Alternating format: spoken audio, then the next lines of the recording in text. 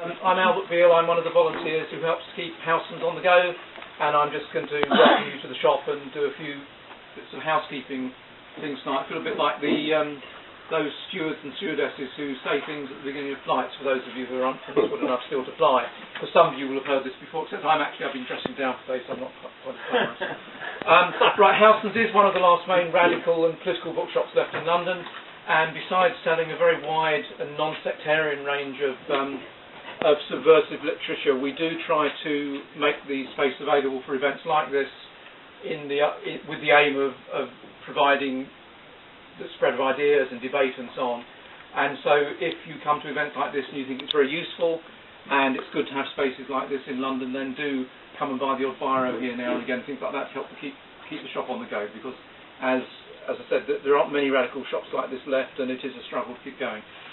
If you are interested in other events here, then you can leave your email address on the sign-up sheet on the counter, and you get a newsletter mailed to you once a month with details, or you can look on the events page on the shop's website, or you can look on the wall or whatever. So there's lots of ways of keeping in touch, and there's no excuse for not knowing about the various things like tonight, and some of them very unlike tonight, that are going on here. So anyway, tonight we've got Nick Davis, whose book came out last year and caused quite a lot of comments and remarks at the time. One or two of the comments and remarks were very negative ones, but they tend to be from the editors of national British newspapers, and so that was obviously a fairly good sign.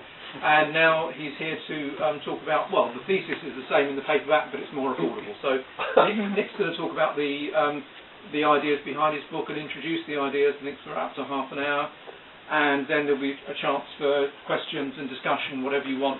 And basically, if any of you want to hang around, browse, talk, argue, discuss politics for as long as you want tonight, that's absolutely fine. The door will stay unlocked as long as you want to stay here. Okay, so over to Nick. Thanks. Okay. Just before I start, I should warn you, I used to get asthma when I was a child, and it started creeping back into my lungs.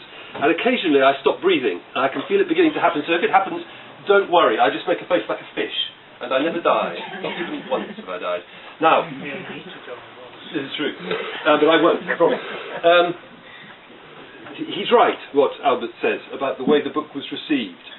There was astonishing, eye-watering hostility. There was a review in The Guardian by Peter Preston, for whom I used to work when he was editor of The Guardian, which was just vicious and deeply dishonest as well. He invented a whole series of things about me in the book to give himself a target to attack. The editors went on the Radio 4 Today programme, the guy who edits The Independent on Sunday, who's a decent bloke called John Mullen, and a horrible creep from the News of the World called Stuart Cutler. They came and attacked him. Paul Dacre from the evil Daily Mail made a speech recently, and he couldn't even bring himself to vomit the name of this